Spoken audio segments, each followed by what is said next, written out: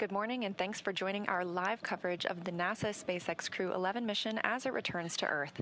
I'm here in Mission Control Houston as the flight control team continues to monitor the return of NASA astronauts Zena, Cardman, and Mike Fincke, JAXA's Kimiya Yui, and Roscosmos cosmonaut Oleg Platonov. Crew-11 launched aboard a Falcon 9 rocket to the International Space Station on August 1st, 2025. On January 7th, the agency announced it was postponing a planned spacewalk originally scheduled for January 8th, while teams monitored a medical concern with a crew member living and working aboard the orbital laboratory. That crew member has been in stable condition. NASA announced the following day its decision to return Crew-11 to Earth from the International Space Station earlier than originally planned in order to properly monitor the crew member's health on the ground. Thanks for joining us today. I'm NASA's Leah Cheshire Mustachio, and I'm joined by my colleague at SpaceX in Hawthorne, California, Kate Tice. Thanks, Leah. I'm Kate Tice, Senior Manager of Quality Systems Engineering here at SpaceX. Dragon departed the International Space Station at 5:20 p.m. Eastern Time. That was 2:20 p.m. Pacific yesterday for those of us here in California. They are now on their way to the targeted splashdown site off the coast of San Diego. Splashdown is planned for approximately 12:41 a.m. Pacific, 3:41 a.m. Eastern. Upon departing station, Dragon underwent a sequence of departure burns. The crew had a rest period and has since kicked off preparations for reentry, including getting into their spacesuits and successfully performing a leak check.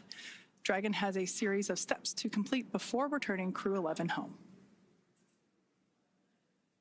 First, Dragon will maneuver to the correct altitude and jettison its trunk, which is the cylindrical, unpressurized lower part of the spacecraft. The trunk is currently connected to the aft or bottom section of Dragon, where the heat shield is located. In order to expose the heat shield and get the vehicle ready for atmospheric re-entry, we will jettison the trunk. From there, the spacecraft will use its forward thrusters to perform a deorbit burn, which will put Dragon on a trajectory to return to Earth.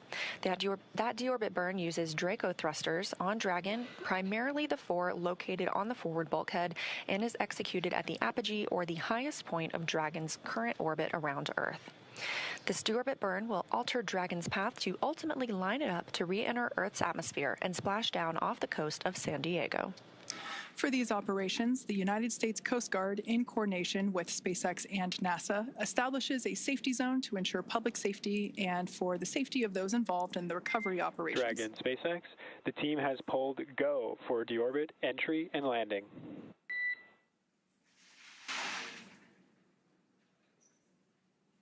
Dragon copies. Go for deorbit, entry, and landing. Great news there from SpaceX Core to our commander, Zena Cardman. Now, back to the recovery at hand, there are multiple notices that are issued to mariners in advance around the area and during recovery operations, and Coast Guard assets may be deployed to discourage boaters from entering the splashdown zone. Now, we want to stress to the public the need to respect this safety zone, as recovering a spacecraft from the water is a hazardous operation. Any other boats interfering increases risk to the astronauts in the spacecraft, the teams working to recover them from the water, and the safety of those that come too close. So for the safety of the crew and your own safety, we recommend that you sit back and watch on NASA TV and the SpaceX webcast, and we'll be bringing you the best possible views of our astronauts' homecoming. Now, once the crew returns to Earth, they will be flown to a local hospital for continued monitoring and checkouts using additional medical equipment not available aboard the space station. As NASA's Chief Health and Medical Officer J.D. Polk discussed last week, the crew member is stable and we were able to monitor their condition in orbit, but we want to take advantage of resources on Earth to provide the best care possible. NASA maintains relationships with local hospitals to ensure readiness for any post-landing needs, and for this return, we are utilizing that option as part of our normal preparedness process. Let's take a minute to meet our returning crew. NASA astronaut Zena Cardman is completing her first spaceflight. She holds a Master of Science in Marine Sciences from the University of North Carolina, Chapel Hill, and has experience with NASA research in the Canadian High Arctic. She has also supported real-time station operations and lunar surface exploration planning.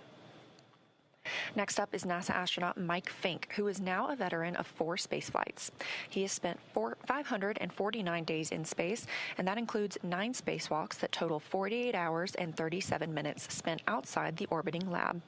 Fincke is a certified pilot for Boeing Starliner and SpaceX's Dragon, and a co-pilot and flight engineer on Soyuz, plus a mission specialist on the Space Shuttle.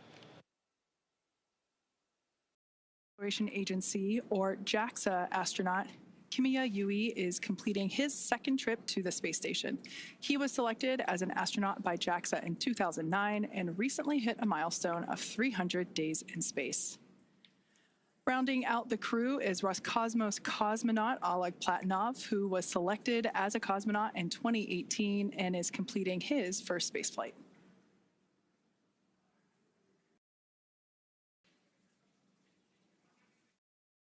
With the Crew-11 departure yesterday, we still have 3 people living and working aboard the International Space Station. That's the crew that arrived on Soyuz MS-28 and consists of NASA's Chris Williams and Roscosmos cosmonauts Sergei Kudzverchkov and Sergei Mikheyev. This Soyuz crew is slated to remain on the station until returning to Earth this summer. Ahead of the Crew-11 departure from the International Space Station, NASA astronaut Mike Fincke handed command of Expedition 74 aboard the orbital complex to Roscosmos cosmonaut Sergei Kudzverchkov. Crew-12 is currently scheduled to launch as soon as mid-February, and alongside our international and commercial partners, NASA is always evaluating the timeline to include other launch opportunities, and we'll provide more information when that's available. As we mentioned earlier, we have a few final steps that Dragon will perform prior to atmospheric reentry. The slew, or the maneuver to deorbit burn attitude, and then the deorbit burn itself.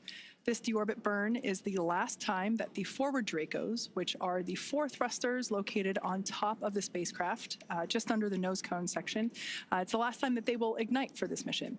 The deorbit burn will place Dragon on a precise trajectory to return to the splashdown zone. As I mentioned earlier, that is off the coast of San Diego.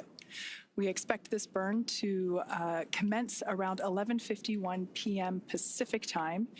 It will last about 13 and a half minutes or so. And this is essentially the transition point that Dragon undergoes while it moves from Earth orbit to reentry, atmospheric reentry.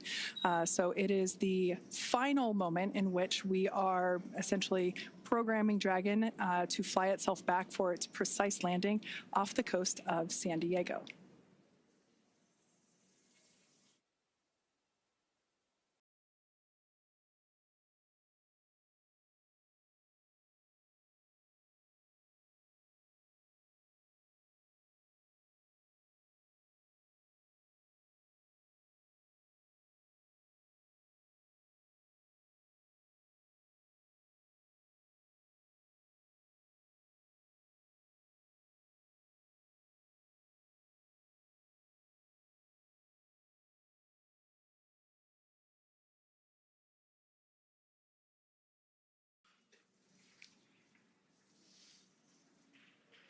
So the view that you saw there moments ago, that was SpaceX Mission Control that's located here in Hawthorne, California, just off to my side.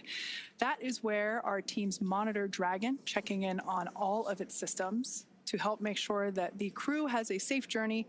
Our team there in Mission Control will be following their progress all along the way. You can see operators there on console or on headset, and there are 6 key positions who are monitoring the health of the vehicle and the crew. The mission director, responsible for mission success, is in charge of the room. And then there's somebody that you've already heard once this morning. That person you'll hear talking to the astronauts throughout our operations today. You see them there on your screen. That is our SpaceX Core, which stands for Crew Operations and Resources Engineer. That is the singular voice to the crew. That person is responsible for translating everything that's going on in mission control around them and speaking and delivering those messages efficiently to the crew on board Dragon.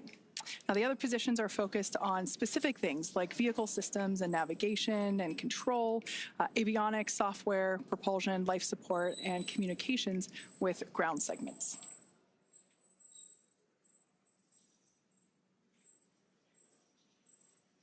And as I mentioned earlier, there will be a number of opportunities for us to hear from the SpaceX Core. That is the person primarily responsible for communicating to our commander, Zena, and so she will be the person communicating back and forth with our crew here on the ground.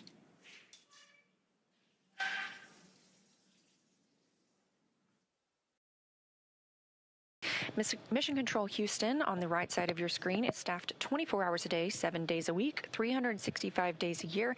Currently, in the center of your screen, you see Michael Ellsworth. He is serving as the Capcom. He is very similar to the core, like you have in Mission Control at SpaceX, dedicated to talk to the crew members to streamline the communication, and that keeps the astronauts from needing multiple conversations on different subjects. Again, that stands for Capsule Communicator, but he is not talking with the Dragon spacecraft. This Capcom is speaking with the astronauts living aboard the International Space Station. Capcom sits right next to the flight director, and tonight we have Allison Bollinger on console. The flight director gathers info and data from all flight controllers. There you see Allison in the screen. She leads the team through major milestones and approves or declines suggestions based on pre-established flight rules. We have other key members in the room, like ADCO, who controls the attitude or the orientation of the space station. We also have the VVO, which is the visiting vehicle officer, who monitors and works with external teams sending spacecraft to and from the space station. Of course, we have a flight surgeon who the astronauts get a chance to speak with on a regular schedule on a private conference line. We also have Robo, who works with the Canadarm2 and maneuvers it to complete work outside the space station. When astronauts are on a spacewalk, the Canadarm2 is maneuvered by an astronaut within the station. There are plenty other positions, as you can see, and team members who monitor the station's solar arrays, the astronauts' schedules, and even where every piece of equipment and cargo is stored, because it takes a tough and competent team to make a mission successful.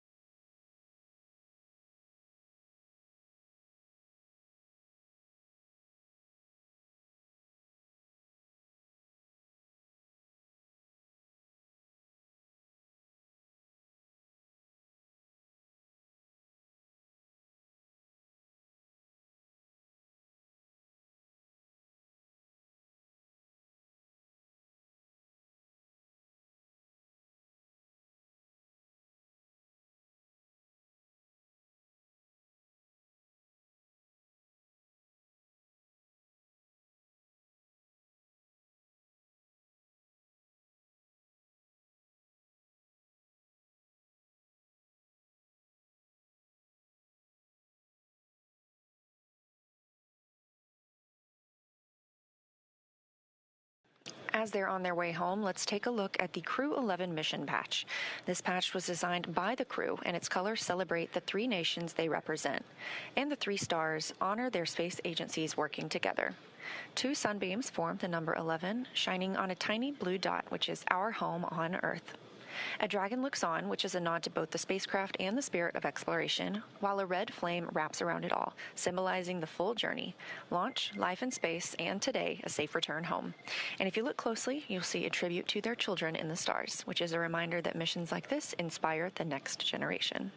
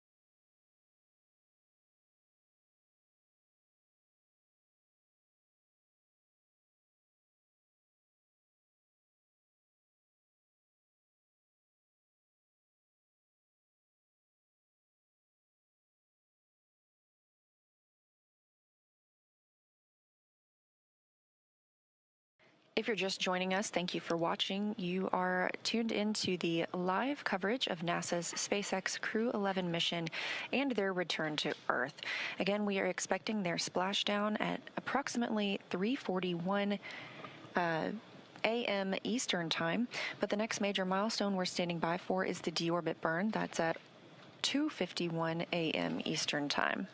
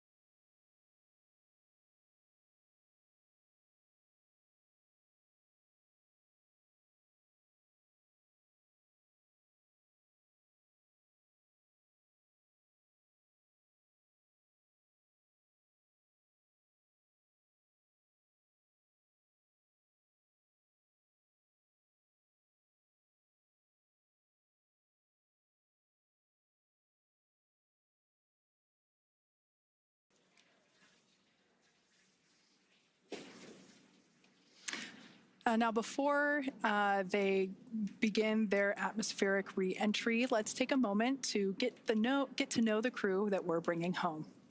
NASA astronaut Zena Cardman is commanding Crew-11. She was born in Urbana, Illinois, but calls Williamsburg, Virginia, her hometown.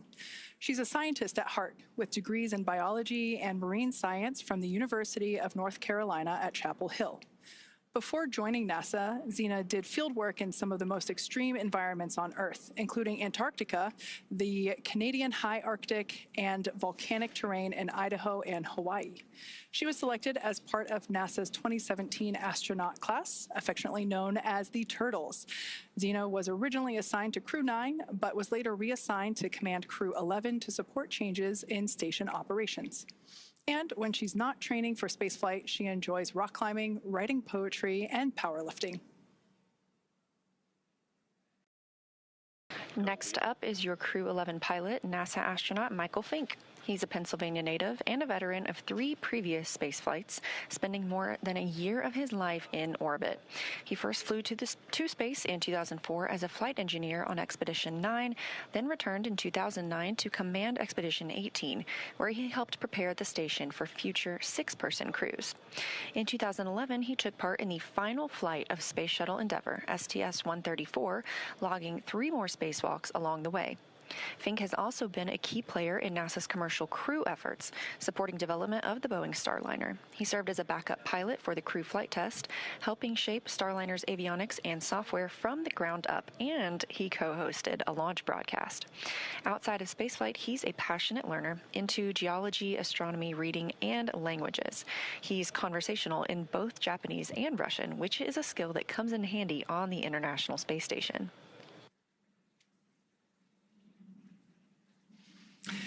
And your Mission Specialist 1 for Crew-11 is Kimiya Yui, representing the Japan Aerospace Exploration Agency, or JAXA.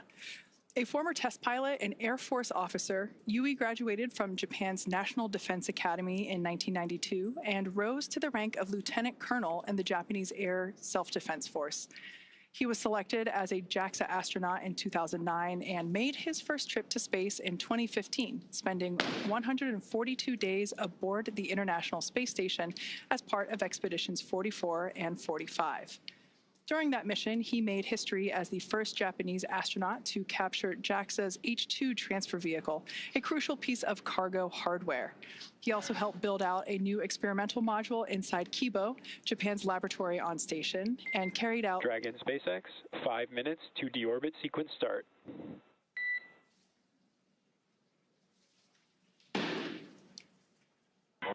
Dragon copies.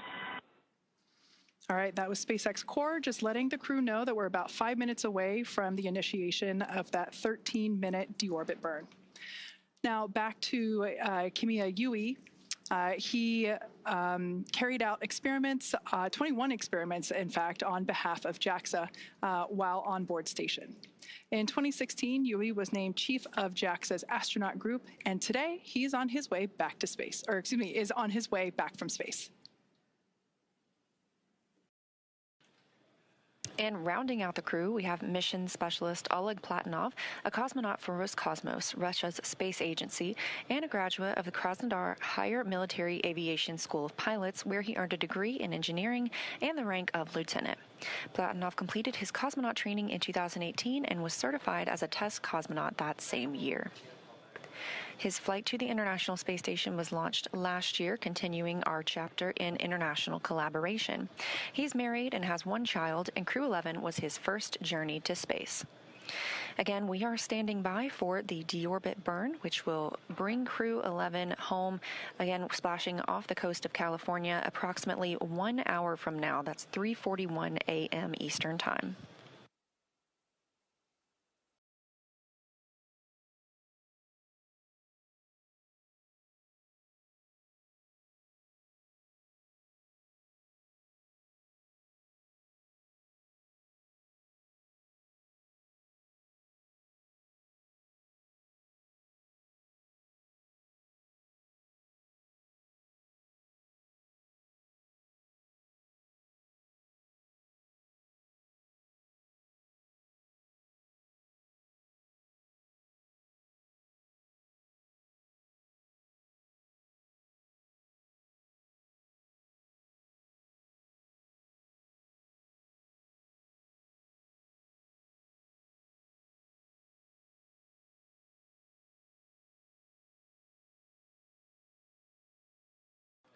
During their time in orbit, Crew-11 celebrated 25 years of continuous human presence aboard the International Space Station. During that time, our unique microgravity laboratory has hosted more than 4,000 experiments from over 5,000 researchers in more than 110 countries, all to help us build the road to the Moon and Mars and understand our universe while helping humanity on Earth. Crew-11 conducted more than 140 unique scientific experiments and technology demonstrations during their stay aboard the orbiting laboratory.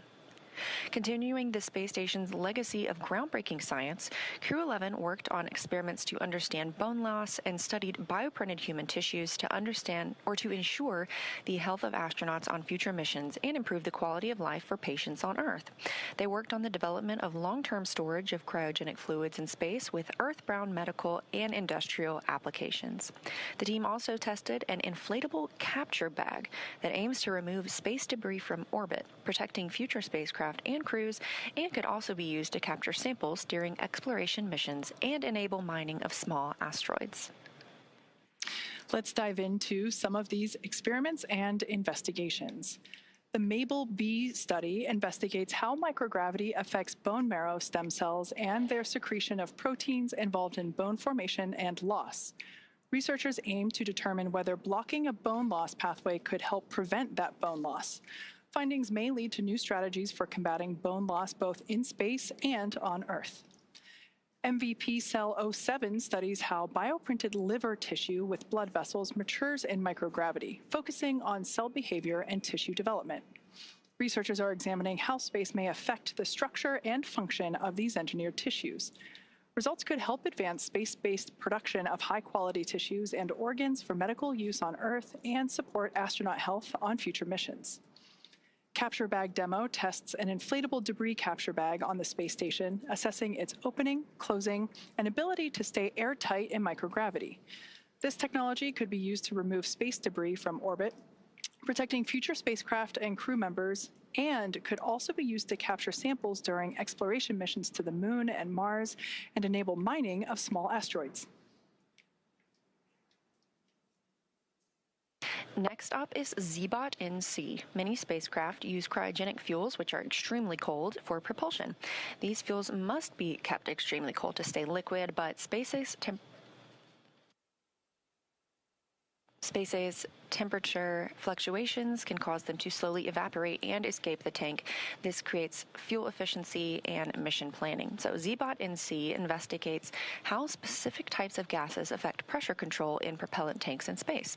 The data collected will help validate models and contribute to the design of more efficient cryogenic fuel storage systems for long-duration missions. Rounding out this list, Bionutrients 3 aims to develop an on-demand method for producing essential nutrients in space using bioengineered yeast, helping maintain crew health on long-duration missions while reducing launch mass. Building on previous studies, it introduces advanced food safety features and tests 3 sample types: yogurt, kefir, and a yeast-based beverage. The project aims to identify a food-safe, genetically engineered organism that remains viable over multiple years to produce a mission-relevant nutrient or biomolecule of interest.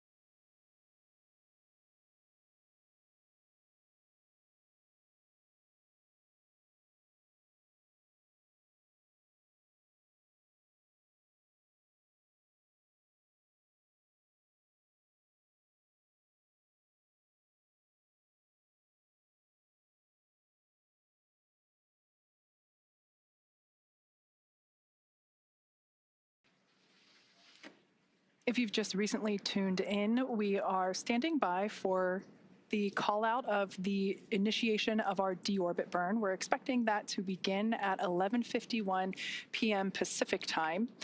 This is a 13.5-minute long burn that positions Dragon for its atmospheric reentry and splashdown off the coast of San Diego.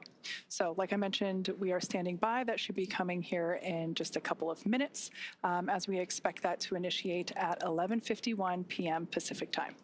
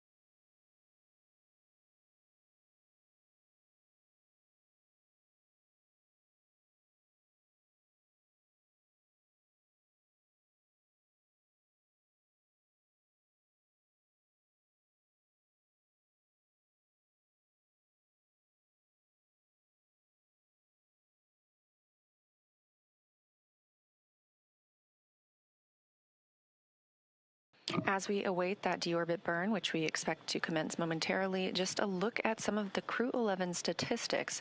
Their mission will last 167 days by the time they splash down, with 165 days spent on the space station. That means they traveled 2,672 orbits of Earth, which is over 70,856,752 statute miles. We're hearing about 30 seconds until that deorbit burn start. During their time in space, this crew saw a total of 5 arriving vehicles and the departure of 3 vehicles.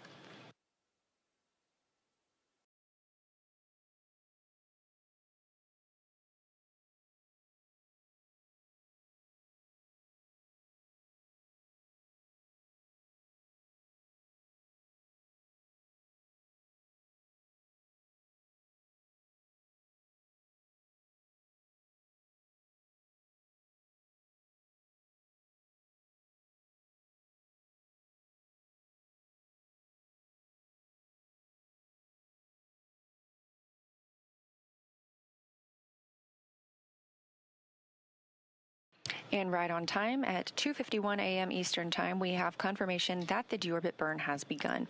This burn is expected to last over 13 minutes.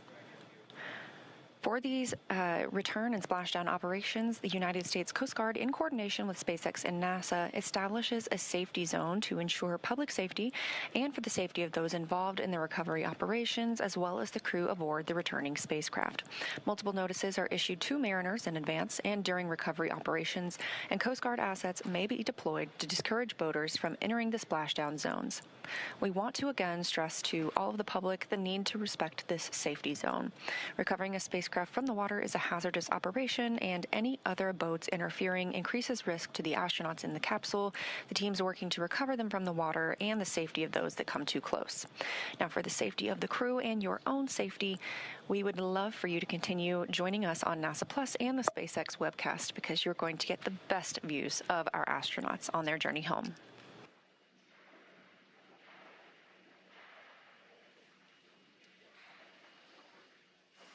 Like Leah said, the best views will be coming to you here on our webcast. However, if you are in the Los Angeles area, the San Diego area there in Southern California, I do encourage you to step outside about 12:30 a.m. as you might be able to see the spacecraft actually re-entering on its way there back to the splashdown site. And if you're lucky, you might even hear a sonic boom. Now, as always, NASA and SpaceX jointly select our splashdown location, and for today, the primary recovery site is there off of the coast of San Diego.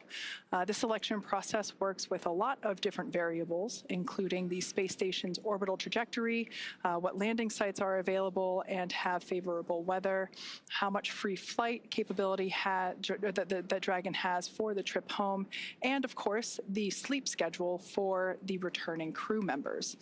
We'll start with calculating daily return options based off of the space station's current orbit and Dragon's capabilities to maneuver and line up for reentry.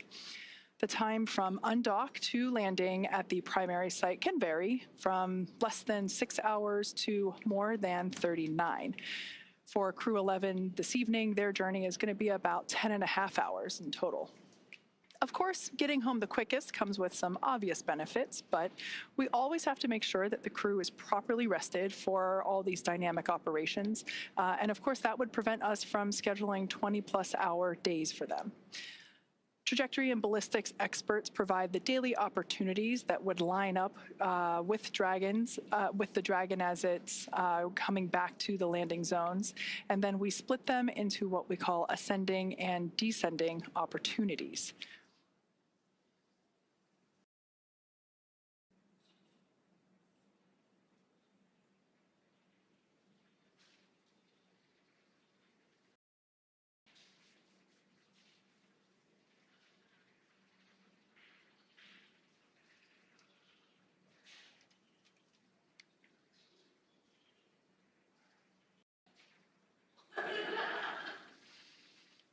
Okay, so we still have a few minutes left to go here in this deorbit burn. As I mentioned before, this is the transition of the Dragon spacecraft from Earth orbit to atmospheric reentry. This is lining the spacecraft up for its precise splashdown location there off the coast of San Diego.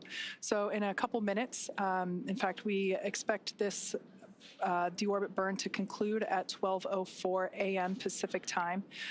So we will stand by and await to hear the call for nominal burn. When we hear that, that will confirm completion of this deorbit burn for Dragon Endeavour.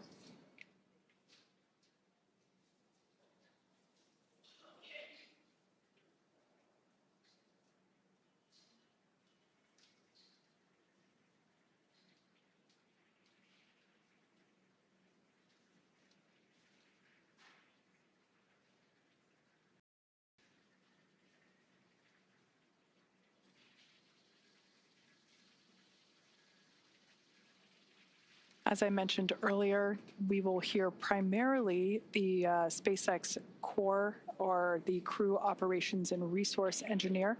That is the primary role in mission control that is responsible for communicating with the Crew-11 spacecraft. That individual is seated there on the left-hand side of your screen. That is SpaceX Hawthorne Mission Control.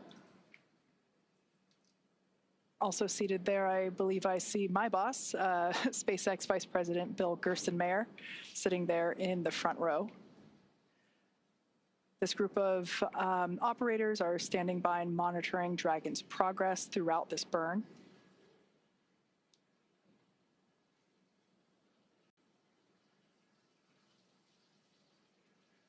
This particular maneuver that Dragon Endeavour is performing, this deorbit burn, is utilizing the 4 forward Draco thrusters. We say forward because that indicates that it's basically the language indicating that they're located at the top of the Dragon spacecraft.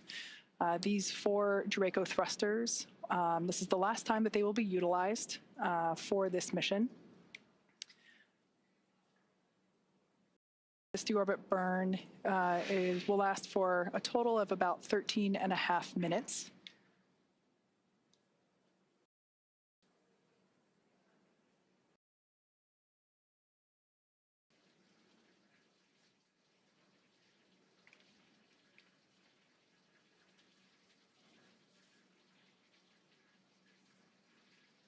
Okay, we still got about 6 minutes left in this deorbit burn. As we wait for a conclusion of the deorbit burn, let's talk about Dragon Endeavour's journey from the space station so far. Shortly after its separation, Dragon used its Draco thrusters to move away from the station in a series of carefully choreographed maneuvers, or departure burns, and those were done to increase the distance between the spacecraft and the space station. Dragon also executed a phasing burn to lower its orbit and line the spacecraft up with its landing location. Following the phasing burns, Dragon is now completing its deorbit, which will be followed by reentry and splashdown.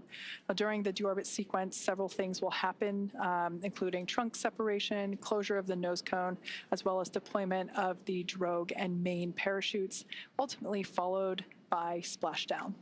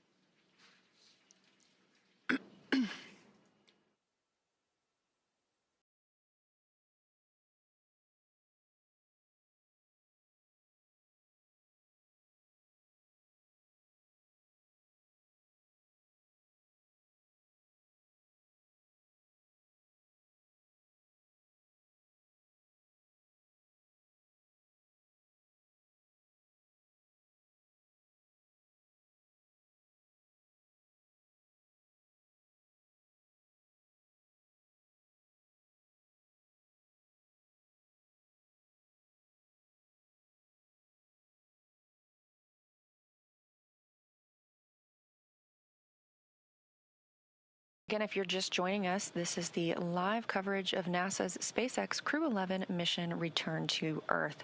We are currently in the deorbit burn, which started at 1:51 a.m. Central Time, 2:51 a.m. Eastern Time. It's expected to last approximately 13 minutes, so we still have about 4 more minutes left of this burn. Once it's complete, Dragon will then proceed to jettison the trunk before it re-enters the Earth's atmosphere, exposing the heat shield on the base of the spacecraft and protecting the crew as they make their way toward the splashdown location.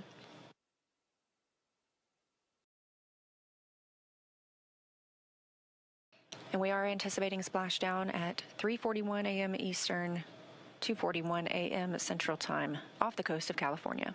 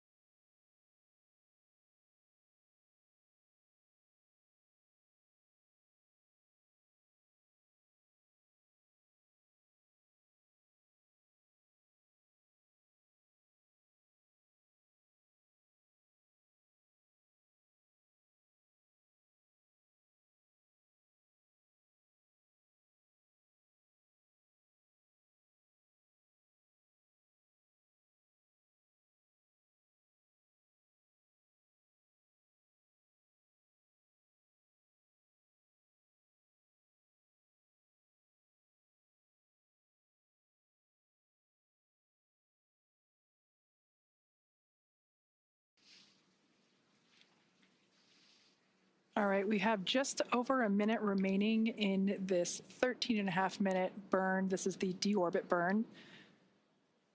This is the final burn for the forward Draco thrusters. It is placing Dragon on its final trajectory to the splashdown location off the coast of California. We're targeting one of our 3 pre-designated locations. This one will be just off the coast of San Diego.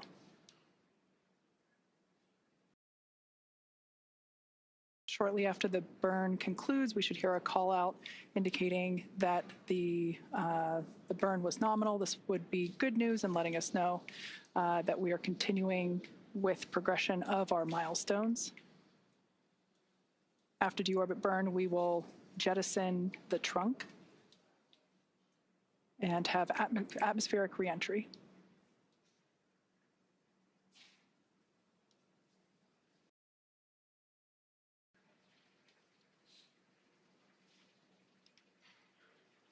All right, so there's about 10 seconds left in this burn, so we're going to stand by and listen for that call out.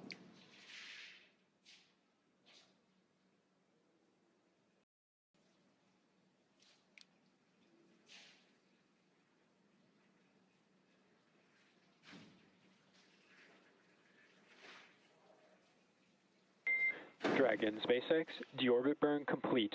Performance nominal. Trunk separation initiated. Dragon copies. Nominal deorbit burn. Trunk separation process initiated. Okay, good words there from SpaceX Core, letting our Crew-11 team know that the deorbit burn was as expected. Now, to prepare for these upcoming events, Dragon is currently doing a couple of things autonomously, such as isolating the thermal control system fluid loops from the radiator. This system is what will help keep the internal temperature of Dragon comfortable during the crew's reentry. Dragon is also initiating separation of the claw mechanism, which will terminate all data, power, and fluid connections between the spacecraft and the trunk, and that is all done in preparation for trunk separation. Nominal trunk jettison. Dragon copies.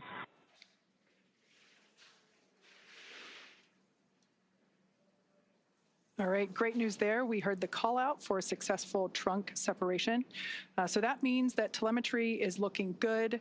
The nitrox system is primed for cabin and suit cooling, and the heat shield is exposed and ready for atmospheric entry.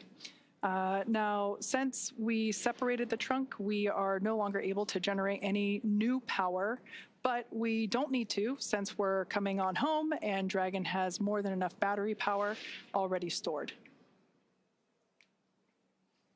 So the next milestone that we have coming up is nose cone closure. We expect that at approximately 12:09 a.m., so here in about 3 minutes.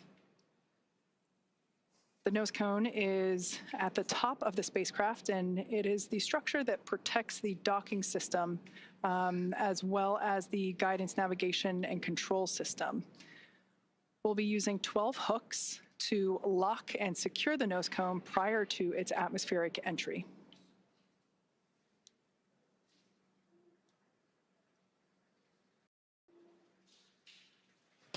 That's right. We are standing by for nose cone closure, expected just a few minutes from now. And as you can tell, things are picking up a little bit more quickly as we prepare for splashdown. Again, expecting that to come at 2:41 a.m. Central Time, 3:41 a.m. Eastern. So right now, Dragon is inhibiting those forward bulkhead Draco thrusters. We just used those to complete the deorbit burn, meaning they will not fire again, and ensuring it's safe to latch the nose cone for reentry. The vehicle has, we are also anticipating it to initiate the nitrox suit purge. This helps keep our crew members, Zena Cardman, Mike Fincke, Kimiya Yui, and Oleg Platonov, cool and comfortable during reentry, which we're expecting in about 20 minutes. At this point, the nose cone, we are standing by for that closure to begin, protecting that forward hatch for reentry. And the crew will be able to use their screens to monitor the locking of the nose cone, which is done by that set of hooks. Underneath the nose cone is also the hatch that the crew members use to ingress and egress, also known as enter and exit the International Space Station while the spacecraft was docked.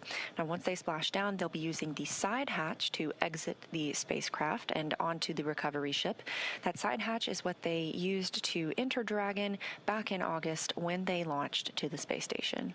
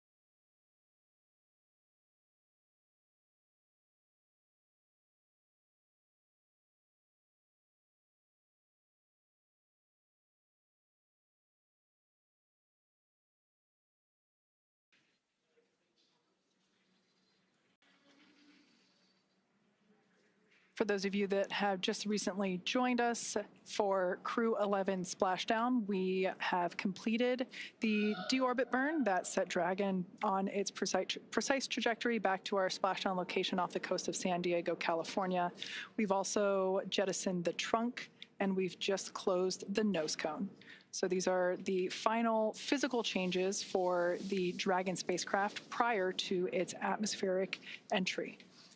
And we expect that entry period to begin about 12:30 a.m. Pacific time, so in about 20 minutes or so.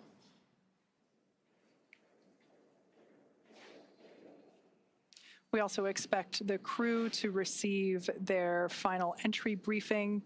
This is where the SpaceX core will communicate any changed details, such as timeline shifts to the anticipated loss of signal and acquisition of signal, as well as the entry period. We should also find out what the wave height and wind speed is there at the splashdown location. But when I was coming into work this evening, I did see some stars outside, so hopefully that's a good indication that we've got some smooth seas out there awaiting the crew.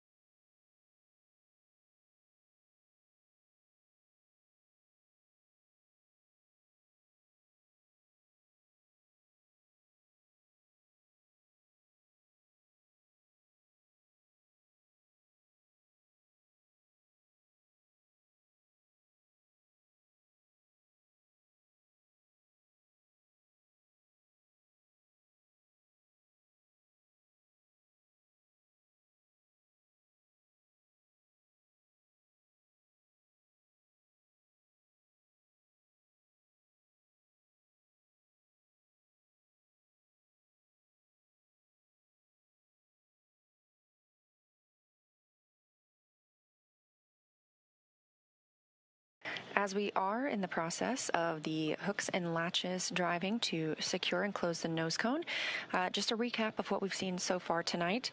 The spacecraft undocked from the International Space Station earlier today.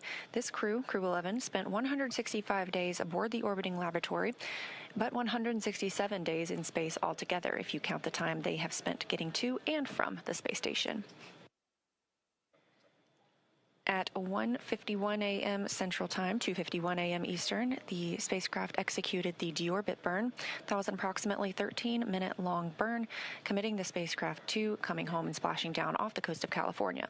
We're anticipating that splashdown in less than 30 minutes from now, 2:41 a.m. Central. After the nose cone closes, we will begin seeing our reentry process, and part of that is a communications blackout. We lose communication with the spacecraft. This is an anticipated and tracked milestone as they go through reentry and plasma builds up around the spacecraft itself.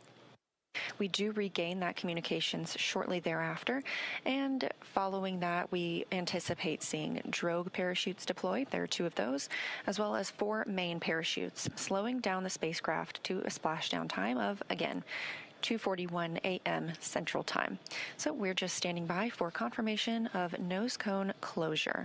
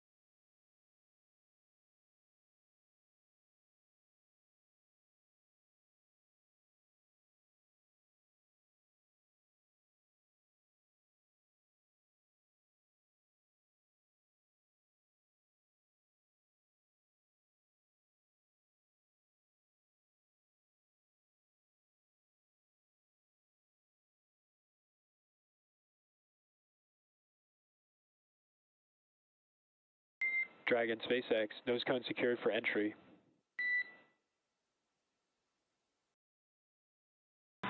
Dragon.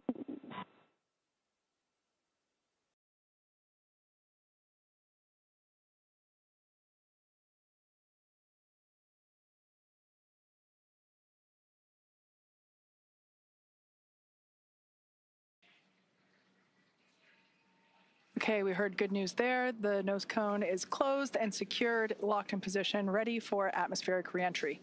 Now, as we begin the second half of entry, Dragon has begun to inject cooled nitrox, or nitrogen-oxygen mixture, into the air, being delivered directly into the suits worn by the crew. Again, this is what will allow our crew members to remain comfortable while external temperatures reach up to 3,500 degrees Fahrenheit. Meanwhile, the heat shield is pointing forward, essentially leading Dragon to our landing site just off the coast of San Diego, which is important as it will be doing a lot of the work during this reentry. So let's talk a bit more about the heat shield. Dragon's primary heat shield is comprised of Pika 3.0, which stands for Phenolic Impregnated Carbon Ablator. Now, the first gen Pika was actually initially developed by NASA for studying and sampling comets within our solar system. SpaceX partnered with NASA to develop Pika X, which was the second gen product. Dragon SpaceX for entry briefing. Report when ready to copy.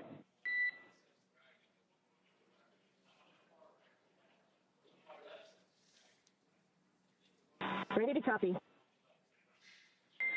Okay, starting with timeline. We're completely on time per the previously briefed timeline. Splashdown period displays at 0841 Zulu. COM blackout start 0828. Blackout end 0835. How copy?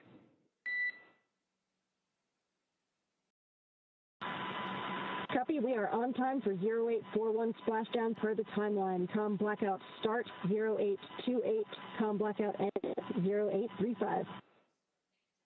That's a good readback. We have a nominal vehicle status. We're tracking an on-target arrival to San Diego with pristine weather conditions for splashdown. Recovery team is on site and ready to support.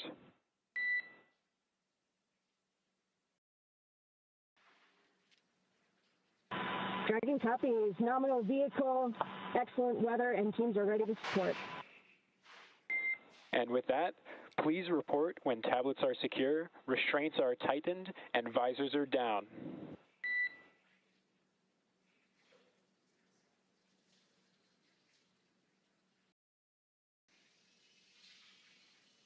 SpaceX Dragon, tablets secure, restraints tightened, and visors down. SpaceX copies all.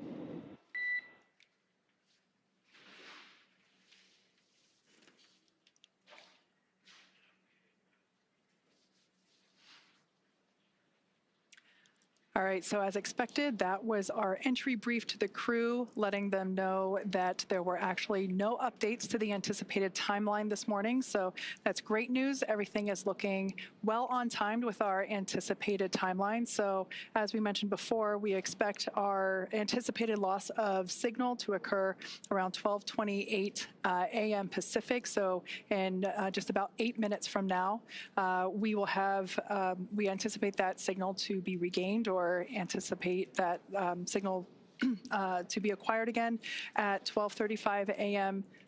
Pacific time. Now, sometimes we are able to hail the crew a little bit earlier than that, and sometimes we get those communications back. And then once again, splashdown at 12:41 a.m. Pacific. So again, if you're in Southern California, head outside and look up. Now, let's get back to talking a little bit about the heat shield. As you know, we're talking about this signal loss, and that's due to part of what's going on with that heat shield. So SpaceX partnered with NASA to develop the second generation heat shield product, and that was actually used on all of the Dragon 1 CRS missions that resupplied the space station on 20 missions.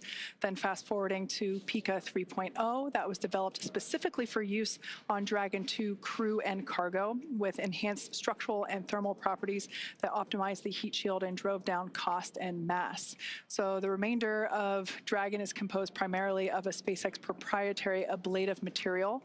That's another class of thermal protection, which is lighter weight versus Pika and protects the underlying composite structure during the reentry phase, and that's to ensure the structural capabilities of the spacecraft are maintained. Now, while Dragon will experience temperatures over 3,500 degrees Fahrenheit peak, during those peak peak reentry conditions, the characteristics of the thermal protection systems, or TPS as you hear it called, coupled with the environmental control and life support, or ECLIS, that system pressurized will be pressurizing the interior, and all of those combined will ensure that the crew will stay cool and comfortable during all phases of reentry through splashdown. SpaceX Dragon, okay, so opening seat 3 visor just to adjust glasses. Dragon SpaceX, can you repeat? Temporarily opening seat 3 visor to adjust glasses. Copy, adjusting glasses. Your go for that. Okay, so that was important to note there because our commander, Zena Cardman, had already reported back that all visors were down and in the locked position ready for atmospheric reentry, but one of our crew members had to adjust their glasses. So she did a good job there in reporting back to SpaceX Crew to let them know that one of the crew members had to reopen momentarily. Visors are down. We copy. Visors are down. 5 minutes until predicted calm blackout. See you on the other side at 0835.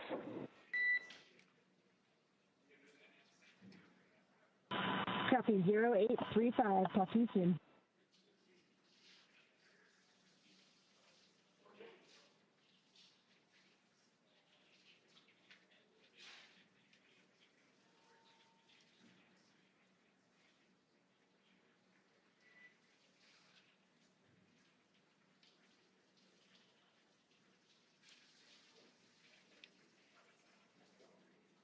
Okay, so as we have been saying, everything that Dragon and the crew on board does is carefully choreographed, not just the maneuvers that the spacecraft is executing, but the communications between our crew here on the ground and our crew in space. So, Leah, we can see all of that being perfectly demonstrated with what's going on now. Absolutely, and we are standing by for the reentry portion when we expect to lose communications with the spacecraft, but we will regain that communication after they have begun re-entering the atmosphere. So once Dragon has re-entered the Earth's atmosphere, a series of parachutes will deploy to slow the crew's descent. First will be the 2 drogue chutes, followed by the 4 main chutes to guide Dragon to its first contact with Earth since launching in August. Dragon will automatically deploy these parachutes when different pressure and positioning sensors on the spacecraft detect that they are at the right speed and altitude. The spacecraft velocity at drogue deploy is approximately 350 miles per hour, and they deploy at about 18,000 feet. You're getting a live look inside the cabin right now. That's Crew-11 preparing for their re-entry period.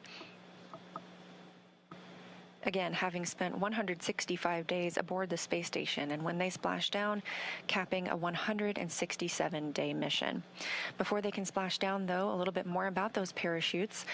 The next that we will see deploy will be the main parachutes. There are 4 of those. They deploy at approximately 119 miles per hour, or I should say when the spacecraft is traveling about 119 miles per hour, and they deploy at about 65,000 feet. And at splashdown, Dragon is traveling approximately 16 miles per hour, which is a pretty good deceleration from the about 17,500 miles per hour that they were traveling while in Earth orbit with the International Space Station.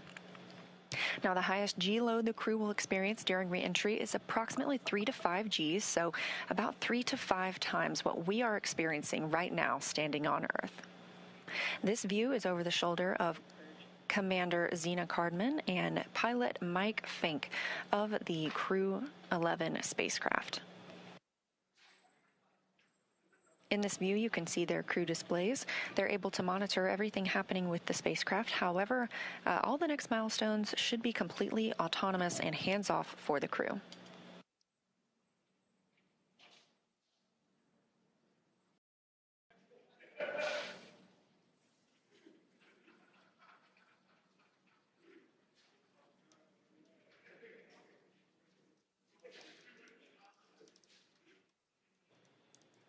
We can preview the fact. And we just heard that the crew is in entry attitude, and we are anticipating losing this view and losing our audio communications with the crew in just a minute or so as they enter this entry interface. They'll be traveling and experiencing heat outside the capsule at approximately 3,500 degrees Fahrenheit. And as they are traveling and re-entering Earth's atmosphere, a plasma builds up around the capsule that prevents us from communicating back and forth with the crew. We expect to regain communications with them about 7 minutes later, but we're still getting great views right now.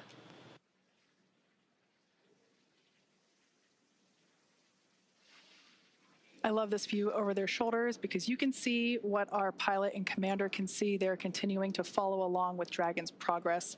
As Leah mentioned, we have designed the spacecraft to be completely autonomous. Dragon is flying itself, so they are able to monitor along with everything that's going on.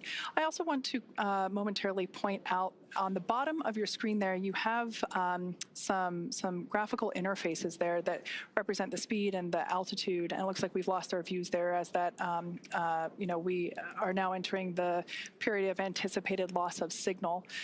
This is where, as Leah mentioned, the plasma is beginning to build up on the exterior of the capsule as we expect. This happens with every spacecraft reentry for Dragon, and so this lasts just a few minutes. But I want to momentarily note that there on the bottom right-hand corner of your screen, you can actually see something pretty cool where when one of the Draco thrusters ignite to fire and help steer the spacecraft, you will actually see that they're represented on the interface there. Now, the four in the middle, those are representing the four forward Draco thrusters. We won't see those ignite at all because those were last utilized in the 13-minute deorbit burn that we completed earlier. Those are located under the nose cone, which has been closed, locked, and secured. So everything that you'll be seeing are the thrusters that are located on the side of our spacecraft, and that is enabling Dragon to fly itself home to its predetermined splashdown site off the coast of San Diego, California. For about a minute and a half until we have that atmospheric reentry. Once again, if you're in Southern California, head on outside and look up. There's a good chance that you might be able to actually see Dragon streak across the sky, look toward about the north and the west. As we mentioned before, we have entered a communications blackout period, which lasts about 7 minutes due to the plasma formation on the exterior of the capsule. We've got about 5 minutes remaining until we believe we can acquire that signal again. Now, during this time, no vehicle telemetry is received by Mission Control or the recovery team, and no external commanding of the vehicle or voice communication is possible. But like I was saying, Dragon is designed to fly itself. During this reentry, the vehicle will be slowing down from its orbital velocity of about 17,500 miles per hour, and it's slowing down. The atmosphere is really doing a lot of the work in conjunction with that heat shield to dispel that velocity. That results in heat, and that is why we have this plasma building up on the exterior of the spacecraft. It'll slow down to about 350 miles per hour, thanks to the heat shield and the atmosphere. And so at that point, we'll deploy the drogue parachutes. But during reentry, the top temperature that Dragon experiences will be about 3,500 degrees Fahrenheit. So pretty warm on the outside, but there is cool nitrox air being flowed through the suits that each crew member is wearing. So we ensure that they remain comfortable during this brief journey through the atmosphere.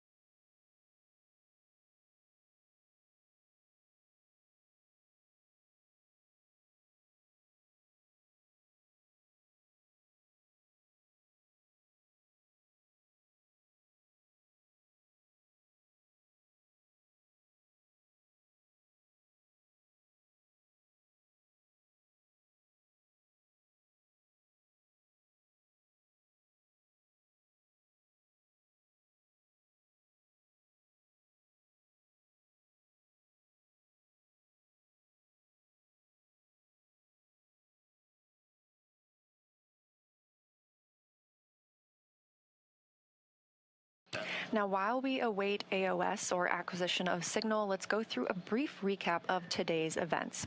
Hatch closure took place at 2:29 p.m. Central Time after all 4 crew members floated into Dragon for their ride home. They took time to configure the spacecraft cabin, put on their suits, and get seated ahead of undocking, which occurred at 4:20 p.m. Central. Dragon's departure burns helped move it out of the keep-out sphere and approach ellipsoid, which are both invisible boundaries we monitor around the space station.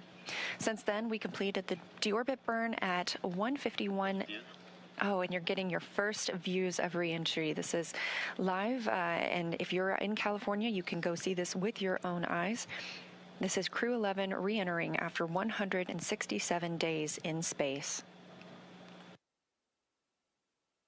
Again, we are in a loss of signal period. This is a tracked period as the spacecraft re-enters Earth's atmosphere.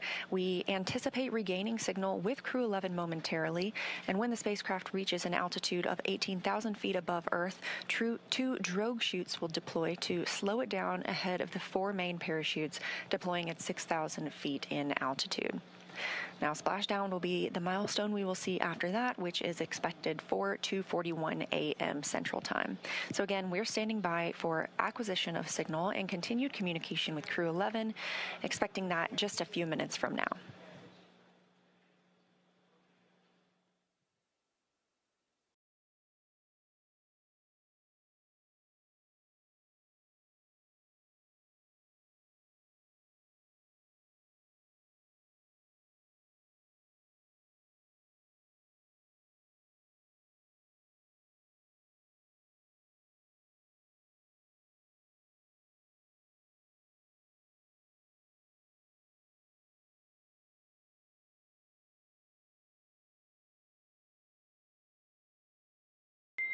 Dragon SpaceX, comm check.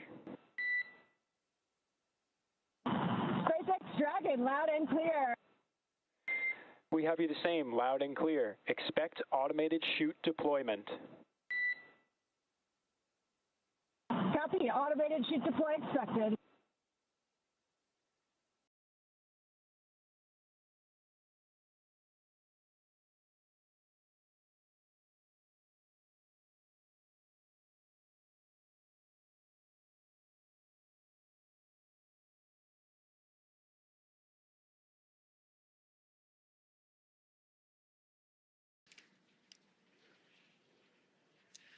All right, so there we heard that we had confirmation of that acquisition of signal, or AOS. It actually came in a minute early, so that's good news there.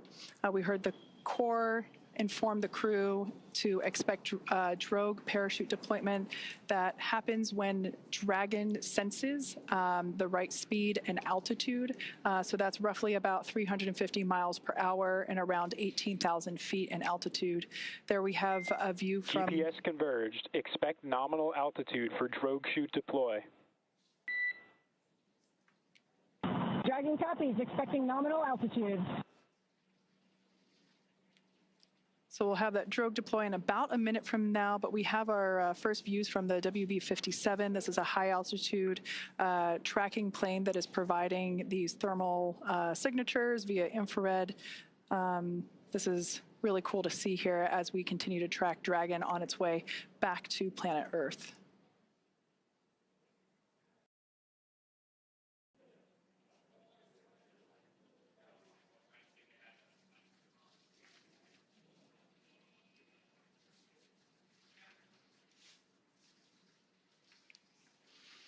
So momentarily, we expect for visual and... Brace for drogue window. Drogue brace.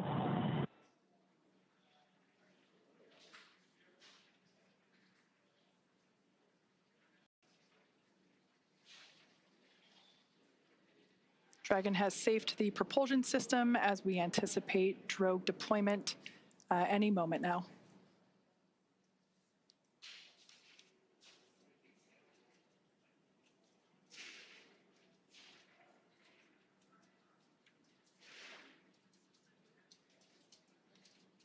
Drogue parachutes are utilized to stabilize and decelerate the vehicle further prior to deployment of the main parachutes.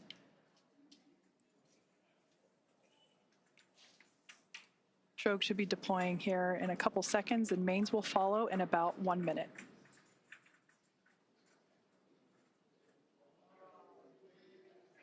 There we have visual confirmation of drogue deploy. Visual, 2 healthy drogues. Kind of a cool Dragon shot. copies. I think we had the recovery vessel in the background there just momentarily. Main parachutes deploying in about 20 seconds.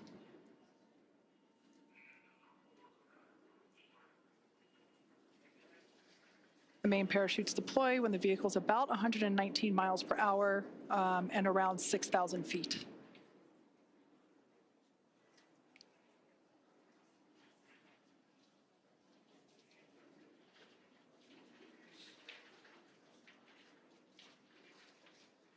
There we can see visual confirmation of deployment of the 4 mains. Visual, 4 healthy mains.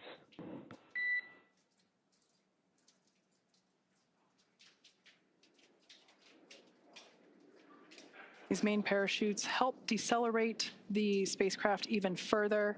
So they deploy around 119 miles per hour, and they'll decelerate it down to about 15, 16 miles per hour, and that will be the speed in which the spacecraft is traveling upon splashdown.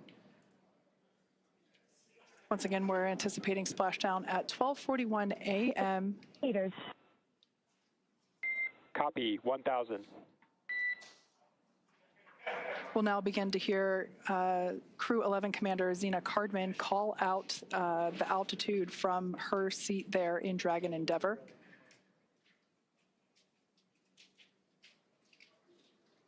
SpaceX's mission control team in Hawthorne continues to report the precise landing coordinates to the recovery team. Copy, 800.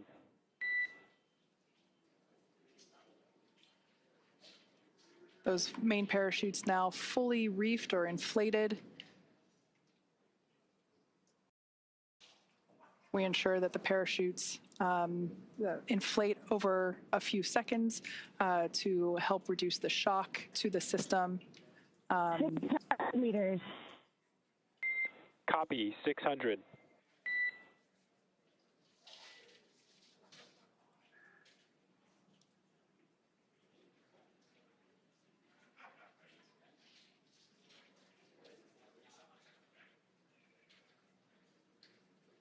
All around great views of Dragon Endeavour as it continues its way back to Earth.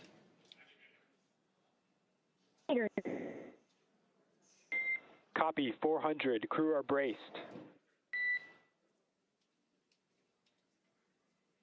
Standing by for splashdown.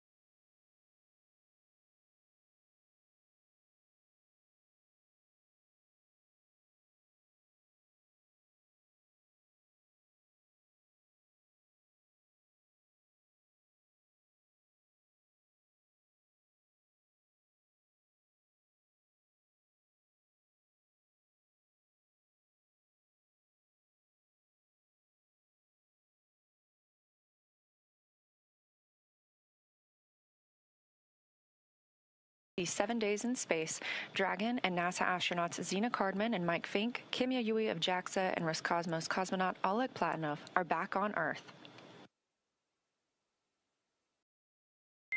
Dragon, SpaceX, we see splashdown. SpaceX Dragon, copy, concur. Splashdown and mains are cut. We are in 4.800. SpaceX copies, and we see the same. Mains cut. On behalf of SpaceX and NASA, welcome home, Crew-11.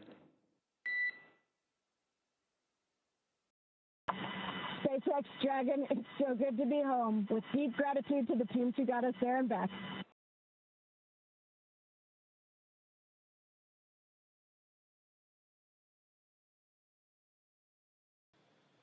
Again, a return by the books for Crew-11, having splashed down at 2:41 a.m. Central Time off the coast of California. We will now begin moving into the recovery process. We'll see the boats begin to approach and inspect the spacecraft by checking for hypergol and other ordnance checks. They will begin to rig the spacecraft and prepare it to be lifted on that recovery ship.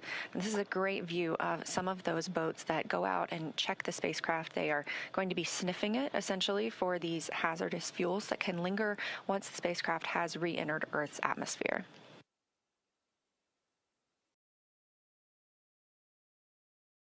SpaceX Dragon, 4.800, Section 3. We are in Stable 1.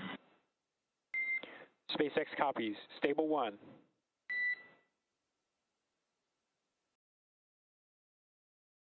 That's the voice of NASA astronaut and commander of Crew-11, Zena Cardman, reporting back that they are working through their procedures and that the capsule is in Stable 1, which is the position that you see on your screen here, where it is upright in the water. This is just what we were hoping for, and again, it's been a completely nominal and by-the-books return for the crew today.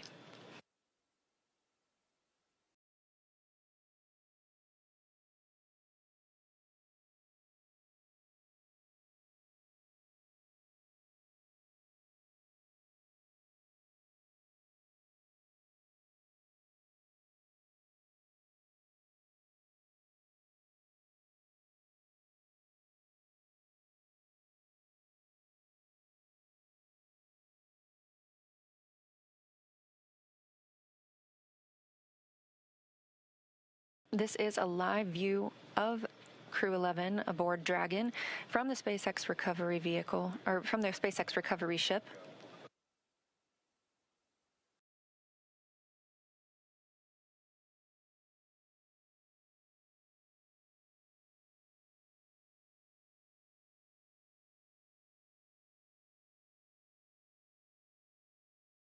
And this day for the crew started about 10.5 hours ago when they undocked from the International Space Station.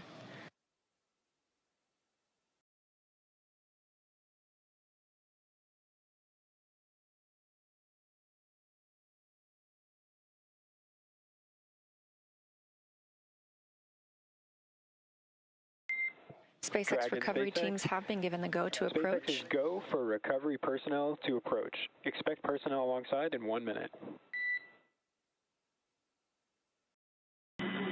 Copy, 1 minute. Thank you.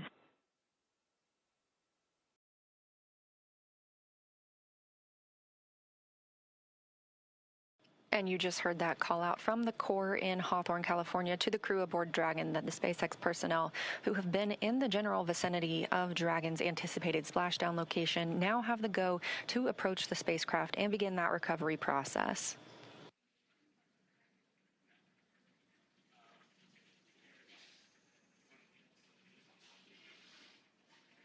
All right, so as we heard, we are now standing by for recovery of the Dragon Endeavour spacecraft with NASA astronaut Zena Cardman and Mike Fincke, Kimiya Yui of JAXA, and Roscosmos cosmonaut Oleg Platonov, who are inside that spacecraft that you see there.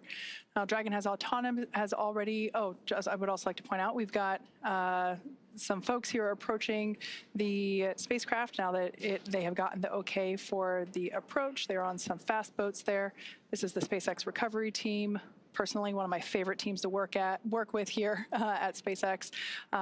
They're a really scrappy crew, and they're going to work really quickly here to get the Crew-11 team out of the water. And it's always a lot of fun to watch these operations proceed. Now, Dragon has already autonomously completed several steps to safe itself following splashdown. For those of you that perhaps for a private medical conference with the flight surgeon, that is standard for all of our crew returns.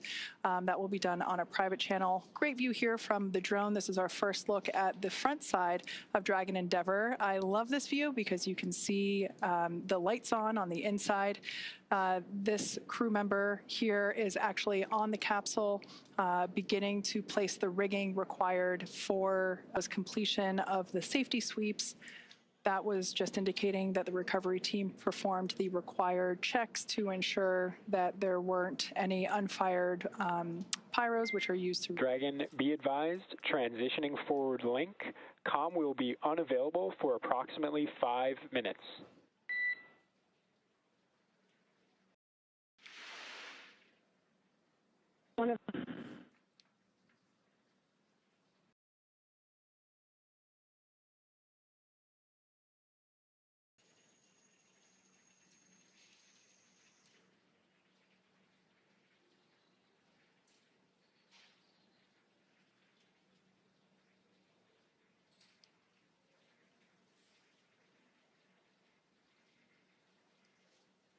Earlier, prior to atmospheric reentry, we heard SpaceX Core report to the crew during the, during the entry brief that recovery conditions were almost pristine, and he was not joking. It seems that the weather, the waves are pretty smooth out there. And Leah mentioned earlier that there are some dolphins out to play as well. Perhaps we might be able to get to see those as the recovery vessel gets a little closer to the spacecraft.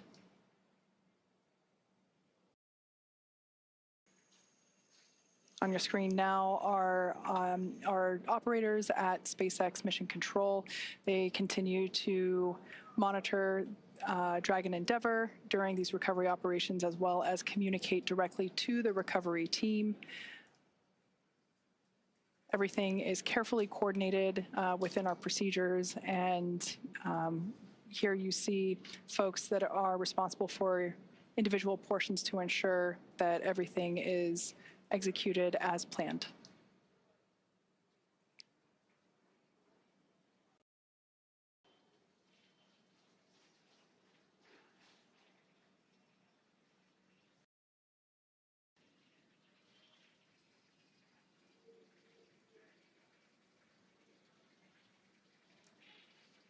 If you've just recently joined us, we had a perfectly nominal re-entry of Dragon Endeavour. The crew splashed down exactly on time at 12:41 a.m. Pacific time off the coast of San Diego.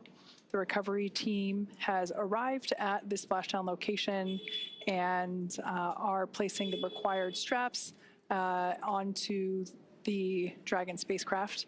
The crew are safely inside. Nobody is allowed to pass go just yet. We still have to lift the spacecraft out of the water and onto our recovery vessel. Dragon SpaceX, forward link transition complete. Comm check. We've got you loud and clear. We have you the same.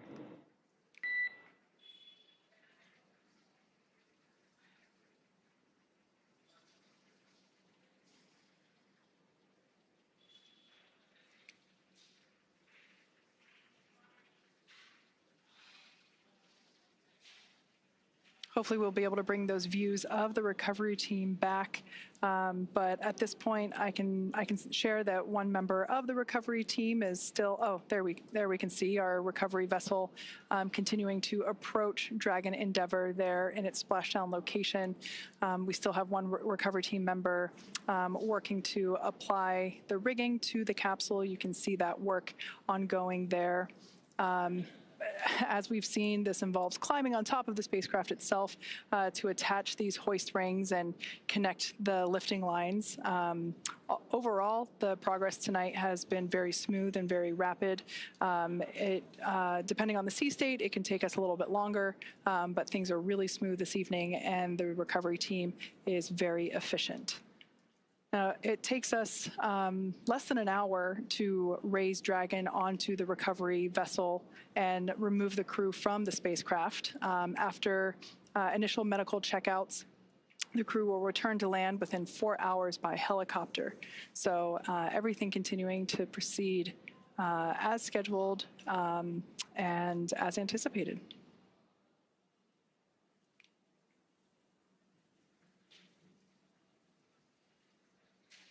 The ring that you see there on the deck of the, of the recovery vessel, that is what we refer to as the nest. That is where the Dragon, once lifted out of the water using the hydraulic lift there at the aft end of the recovery vessel, the Dragon spacecraft will be lifted and placed into that nest And that nest will then be translated forward on the recovery vessel up to where the egress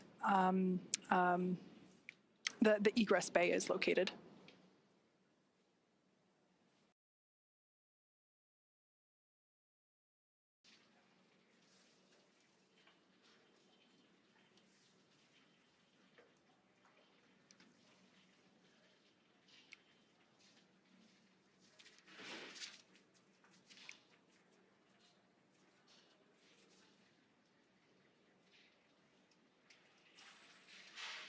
Yeah, so this is a great view there of the recovery team member that is responsible for placing the hoist straps and the rigging required to lift the the Dragon spacecraft out of the water, along with the recovery team members located in the fast boat, helping to provide the necessary light, as this is obviously a nighttime splashdown operation. We've done several of these before. As you can see there, the sea state is super calm, and I'm assuming really nice conditions to be working in right now. Over time, we can see the primary recovery vessel. This is our recovery vessel Shannon, named after, of course, Shannon Walker, who flew on Crew-11. She is the first female astronaut to fly in our Dragon spacecraft. So we have this vessel named after her. And we can see Shannon slowly but surely getting closer and closer to Dragon Endeavour as it patiently waits there in the glass-like water.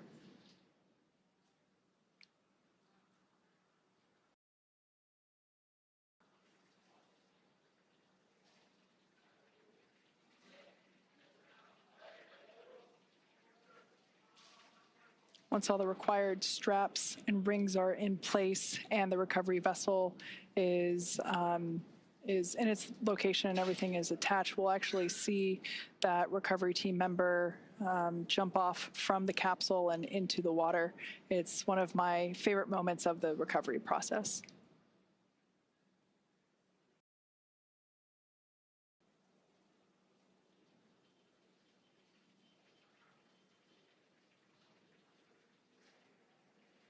I think we might, yep, there they are. The dolphins are back to play. We now have a better view of them.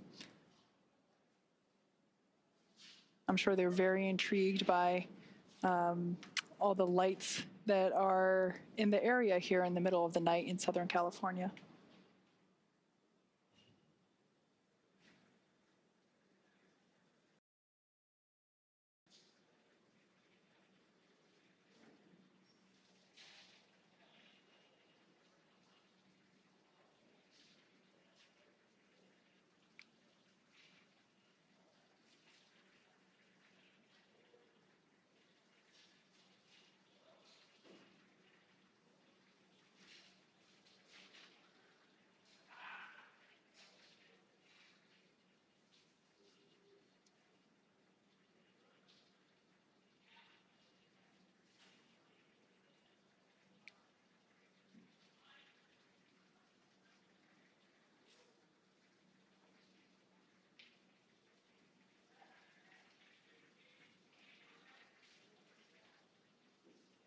Mechanism that will bring Dragon out of the water and onto the nest there at the back of the recovery vessel. We'll also see the recovery team member. I think you can still, yeah, you can still see them there on the front. They're actually standing in the bay where the main parachutes are stored. That's quite a large bay. Now they're climbing up to the top, and shortly we'll see them make some final adjustments and a final graceful flying departure from Dragon Endeavour.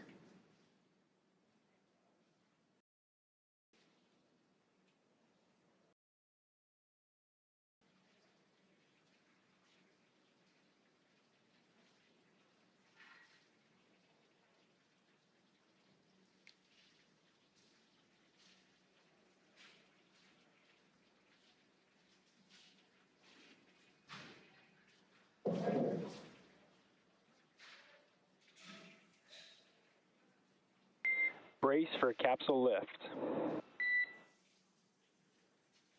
Crew bracing.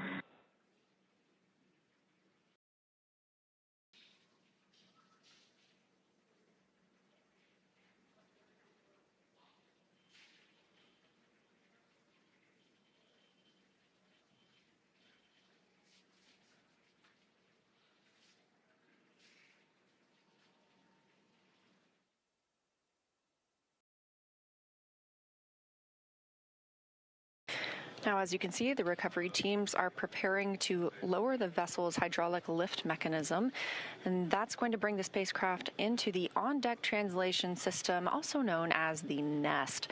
Dragon will remain in the nest during crew extraction and then for the journey back to port.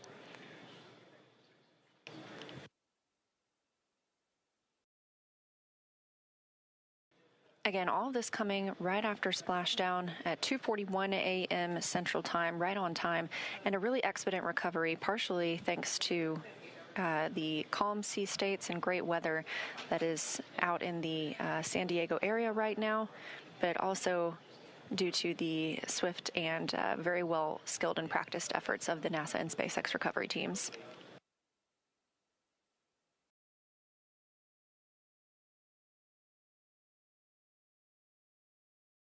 The spacecraft is now being lifted. It'll be set on the nest and centered. It'll be oriented so that the side hatch is facing forward for the crew to egress. It'll be moved into the hangar underneath that helipad that you see illuminated in green on the top of the ship, and then pulled towards the mezzanine area so that the crew can be helped outside of the hatch. Once open, a SpaceX medical doctor will be the first to check in on Cardman. Fincke, Yui, and Platonov, our Crew-11 crew members, and see if they're ready for egress or exiting the vehicle. This is a standard procedure for all of our crew returns. This view coming from the recovery vessel, as you see Dragon, and at the very bottom, that is the nest in which we were discussing, and that's where Dragon will remain now and all the way back to port.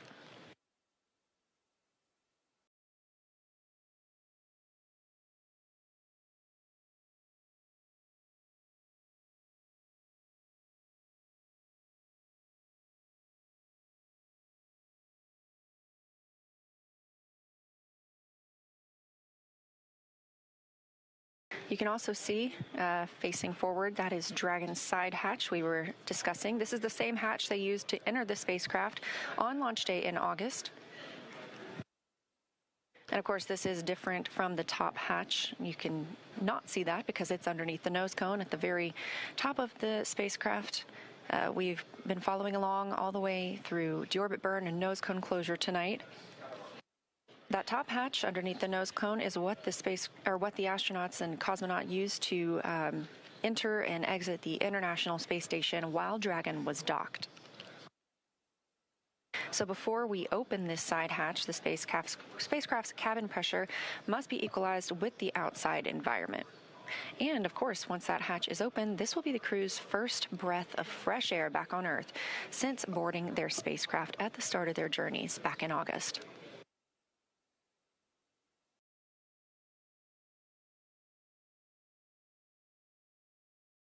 Again, a very by-the-book return for Crew-11 tonight. Everything nominal, as we often use, meaning it's normal and as planned and as expected. Splashdown happening at 2:41 a.m. Central. This swift recovery getting them on the boat. It's now 3:10 a.m. Central. Dragon SpaceX, welcome aboard the recovery vessel. Recovery personnel are completing their final checks and stand by for translation to the egress platform. Dragon copies. Now that voice speaking with the astronauts and cosmonaut on the Dragon spacecraft is still coming from the core in SpaceX Mission Control in Hawthorne, California. These team members are making sure that all thrusters are covered before they begin to maneuver the spacecraft toward that egress platform. We'll be standing by live the entire time.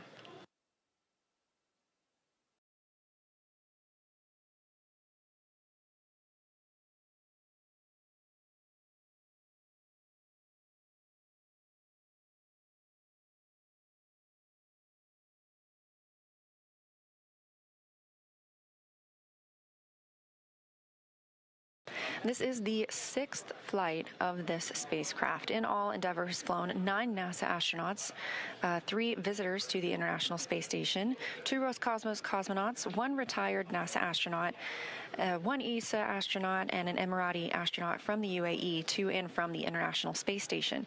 Again, this is the 6th mission for this Dragon spacecraft named Endeavour. First launching on May 30th, 2020 to the International Space Station. And if you remember that date, that was the historic Demo 2 mission for the Commercial Crew program, carrying NASA astronauts Bob Behnken and Doug Hurley.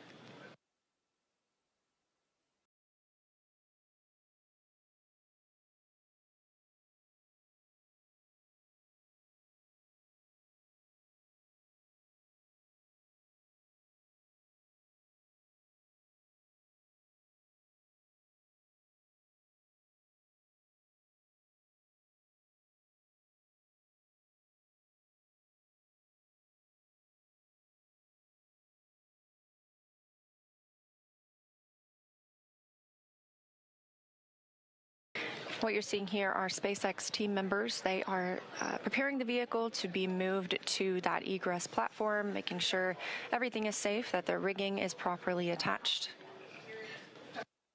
This is really the final ride on Dragon for these Crew-11 crew members. One short trip to this egress platform, and then they'll begin being assisted out of the spacecraft. Completely normal procedures for all of our returns.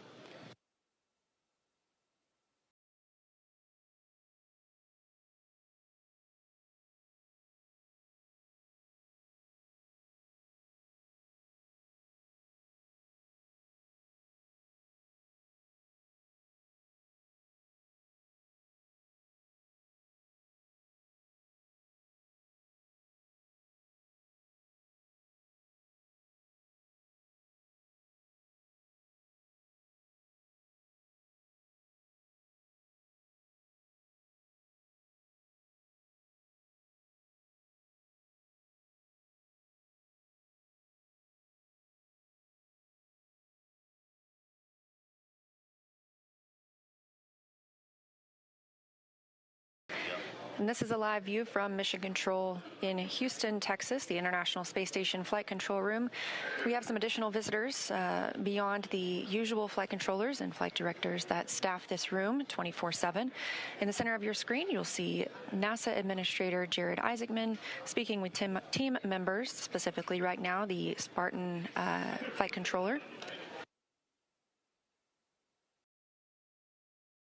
Isaacman is, of course, an accomplished astronaut himself, having flown on 2 missions aboard Dragon, so he is familiar with these procedures and what the crew might be experiencing right now.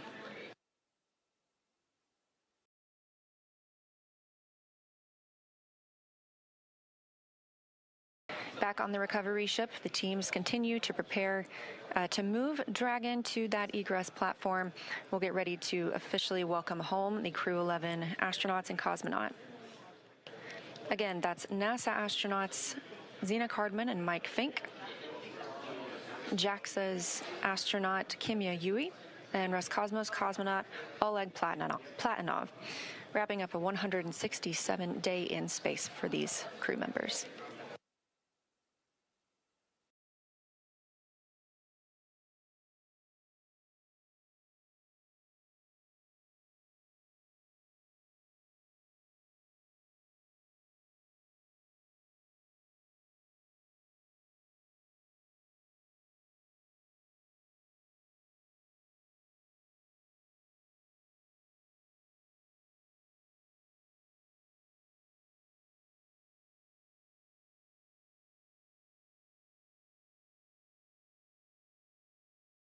Again, if you're just joining us, thanks for tuning in. This is the live mission coverage of NASA's SpaceX Crew-11 mission returning from the International Space Station back to Earth.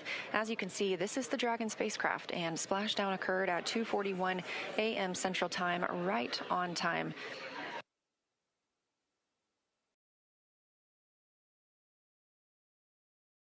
This crew undocked at 4:20 p.m. Central Time, so it was about a 9.5-hour ride from space back to Earth.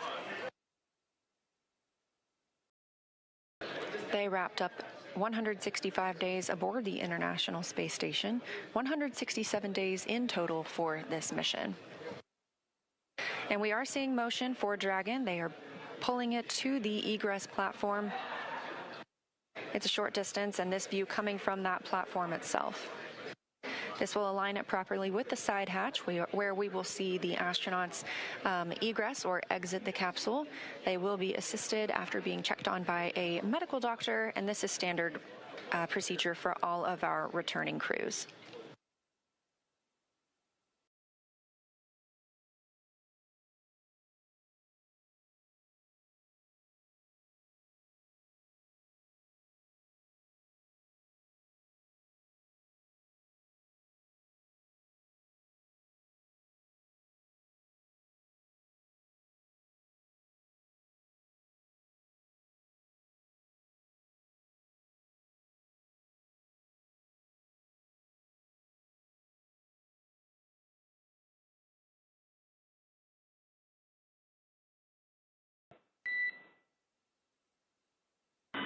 Standing by for side hatch, and the honor is ours. Thank you so much.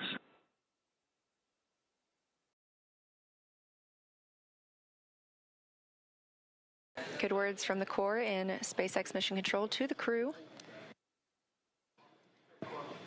Again, with this side hatch open, this is the first breath of fresh air that this crew has gotten in 167 days since their launch back in August.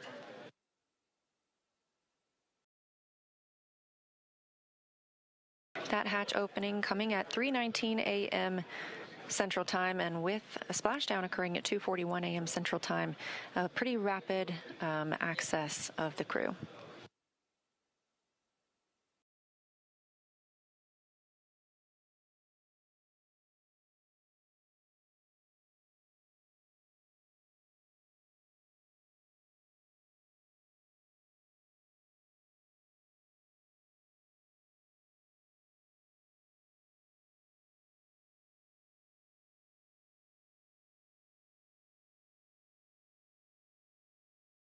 As previously discussed, the first team member to check on the crew is a SpaceX medical doctor, just giving them a once-over, making sure everyone's feeling all right and ready to exit the spacecraft. This is something we do with all crew members who return.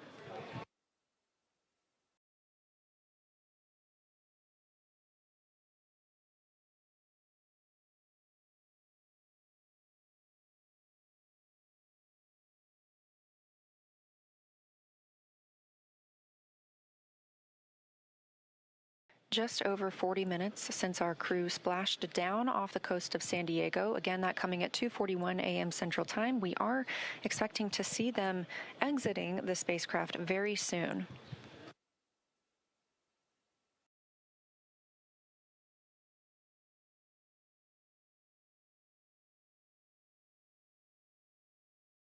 That's the chair the crew members will be helped into and moved back for their initial medical checks. Again, standard procedure for any returns on Dragon, as well as any of our crew members returning. If you've ever watched a crew return on a Soyuz spacecraft, we have a similar process where astronauts are carried from the capsule to waiting chairs and then carried again to a nearby medical tent.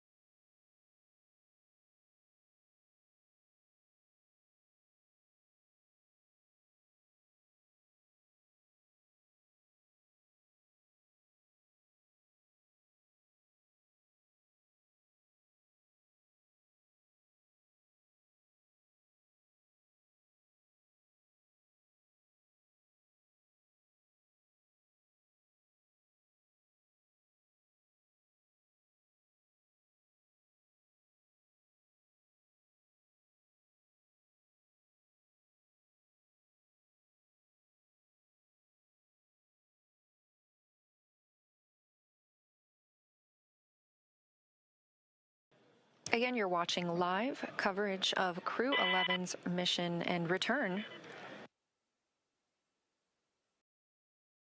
from the International Space Station, having undocked at 4:20 p.m. Central Time on January 14th, just yesterday, and splashing down at 2:41 a.m. Central Time today, January 15th. We are now just awaiting the crew to be helped out of the spacecraft.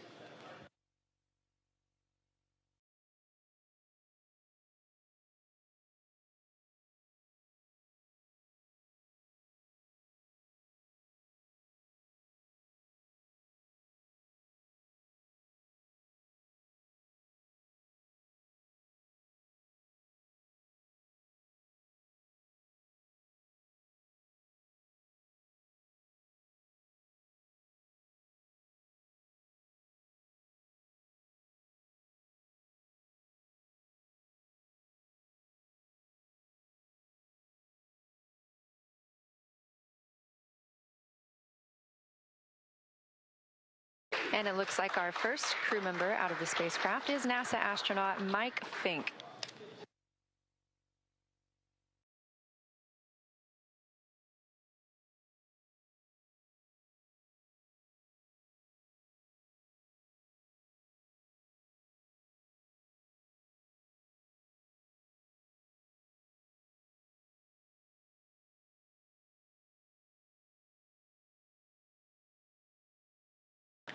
Yes, that's the pilot of the Crew 11 mission aboard Dragon. Fincke now being taken to those standard medical checks.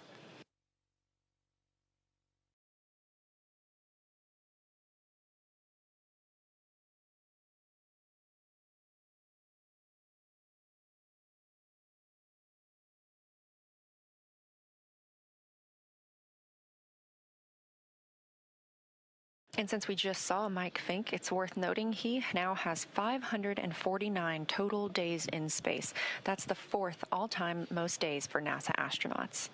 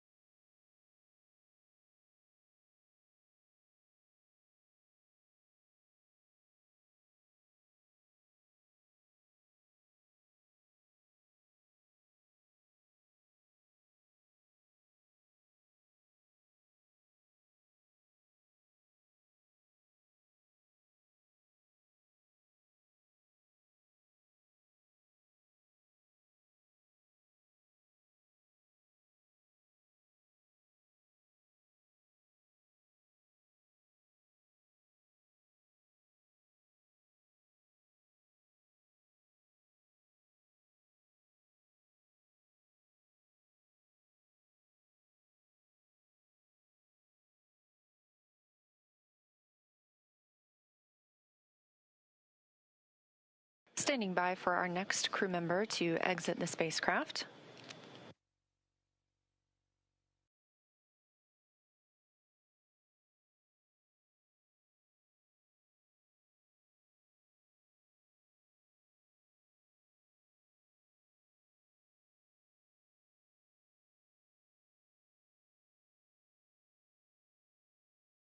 That's NASA astronaut Zena Cardman, wrapping up her first mission to space, commander of the Crew 11 spacecraft.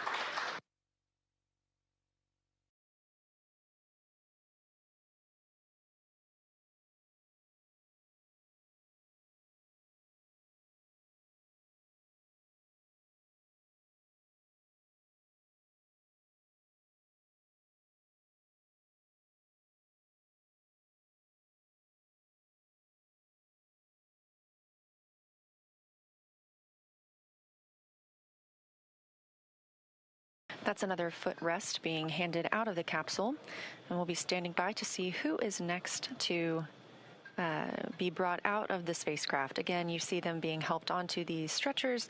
They are being escorted back to their routine medical checks.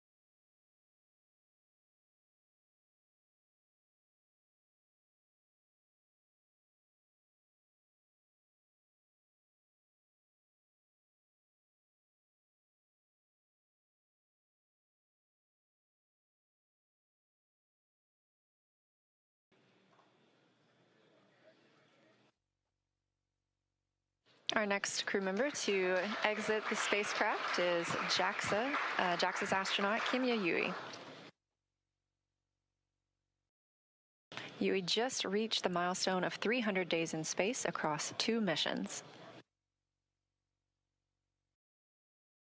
You can see some cheering on the SpaceX recovery ship, and you can probably also hear a little bit of celebration here in Mission Control Houston as well. That's another foot restraint, or a foot rest, I should say, being brought out of the spacecraft, clearing the way for our final crew member to exit, and that will be Roscosmos cosmonaut Oleg Platonov.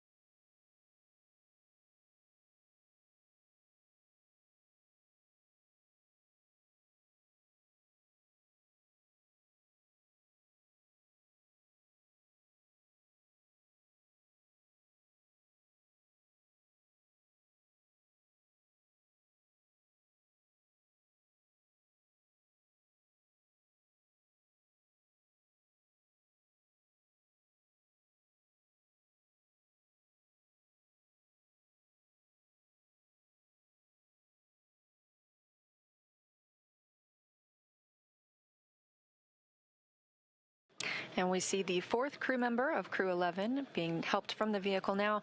That is Roscosmos cosmonaut Oleg Platonov, also wrapping up his first mission to space.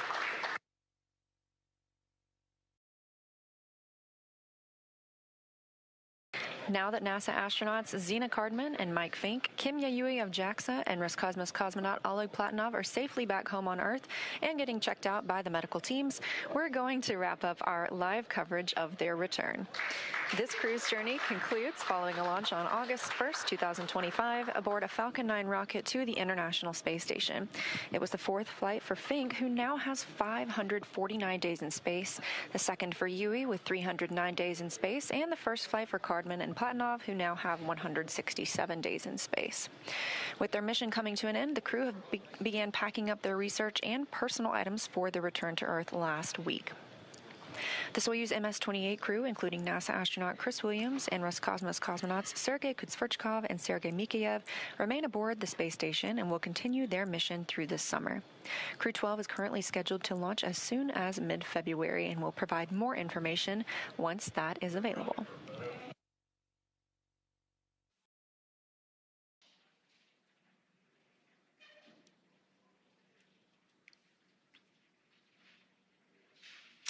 Great news for Crew 11. They are home.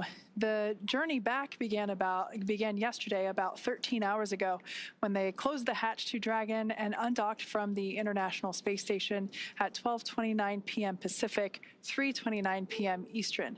Now, during this time, the spacecraft performed a number of maneuvers in preparation for re-entry to the Earth's atmosphere, with final splashdown occurring off the coast of San Diego, California, on time at 12:41 a.m. Pacific, 3:41 a.m. Eastern. And just a little less than an hour following splashdown, we saw Zena, Mike, Oleg, and Kimiya make their way out of Dragon and into the recovery ship's medical facilities, safe and sound. Just had some great words here in Mission Control from NASA Administrator Jared Isaacman.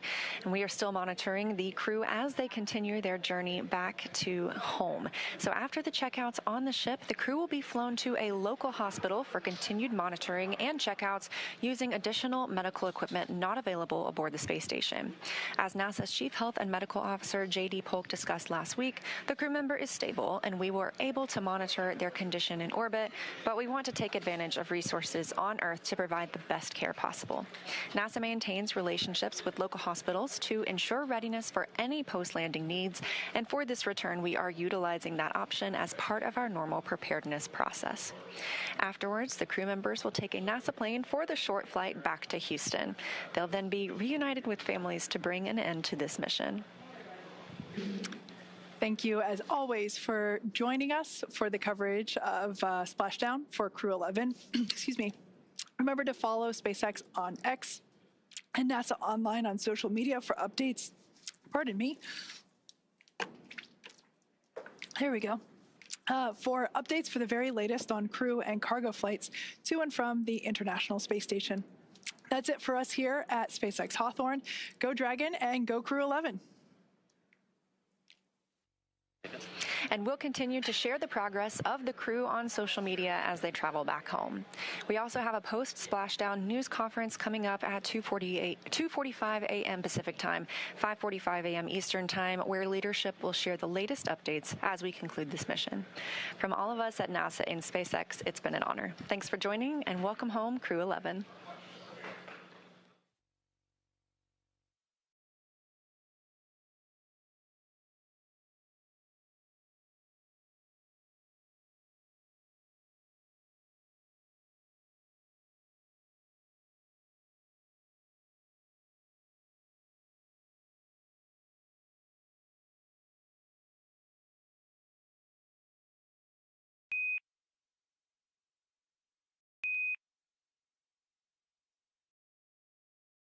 It's collected in the computer